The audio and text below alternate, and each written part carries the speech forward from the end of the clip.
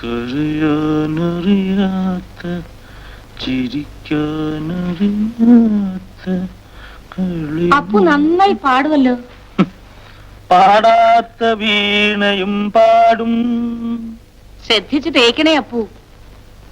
ഈ വീക്ക് മുഴുവൻ എനിക്ക് ഒരുപാട് ഫംഗ്ഷൻസ് ഒക്കെ അറ്റൻഡ് ചെയ്യാനുള്ളതാ. ചന്ദ്രേട്ടന്റെ ഡ്രസ്സൊക്കെ വെറുതെ ഒന്ന് മിനിക്ക് വെച്ചാ മതി. ഇത് മുഴുവൻ ഈ വീട്ടിലെ തുണികൾ തന്നെയാണോ ചേച്ചി? അതെന്താ അപ്പു അങ്ങനെ ചോദിച്ചത്? അല്ല, കൂടുതൽ കണ്ടപ്പോ ഞാൻ വിചാരിച്ചു അയലോക്കത്തുകാരുടെ തുണി കൂടെ ഉണ്ടാവൂന്ന്. ഒന്നങ്ങോട്ട് തന്നാലുണ്ടല്ലോ. അപ്പുനറിയാവോ, എനിക്ക് 120 സാരീസ് ഉണ്ട്. ബിജുമോന് 30 സെറ്റ്സ്. ചന്ദ്രേട്ടന് മാത്രമേ ഉള്ളൂ ഇവിടെ തുണി കുറവ്. ചന്ദ്രേട്ടന് പിന്നെ സൊസൈറ്റിയിൽ മൂവ് ചെയ്യേണ്ട കാര്യമൊന്നുമില്ലല്ലോ.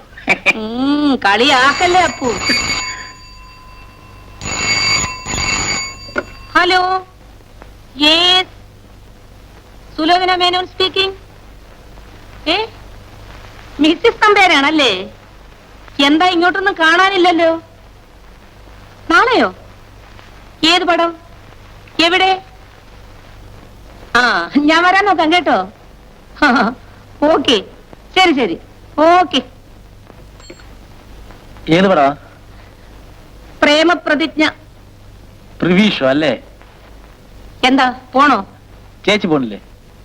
ഞാൻ എങ്ങനെ പോകാനാ? എനിക്ക് നാളെ ഒരുപാട് എൻഗേജ്മെന്റ്സ് ഒക്കെ ഉണ്ട്.